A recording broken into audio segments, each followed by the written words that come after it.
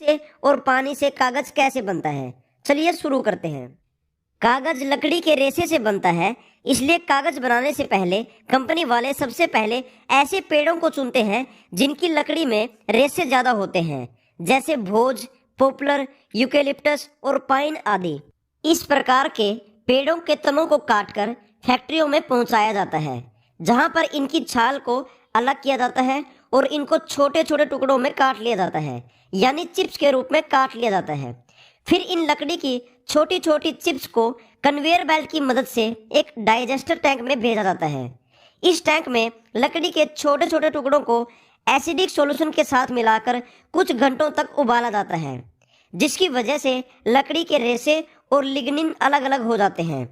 Lignin एक ऐसा पदार्थ होता है जो लकड़ी को सख्त और मजबूत बनाता है। फिर इन बचे हुए लकड़ी के रेशों को पानी से साफ किया जाता है। ऐसा करने से भी ये रेशे इतने अच्छे से साफ नहीं हो पाते कि इनसे पेपर बनाया जा सके, इसलिए इन रेशों की क्लोरीन फ्री ब्लीचिंग की जाती है, जो ऑक्सीजन और परऑक्साइड की सहायता से की जाती है, जिसकी वजह से ये रेशे चमकदार और साफ हो जाते हैं। अब भी हम इन रेशों से कागज नहीं बना सकते, क्योंकि अब भी ब्लीचिंग किए हुए इन रेशों की डेंसिटी कम होती है और इनसे अच्छी क्वालिटी का पेपर नहीं बनाया जा सकता।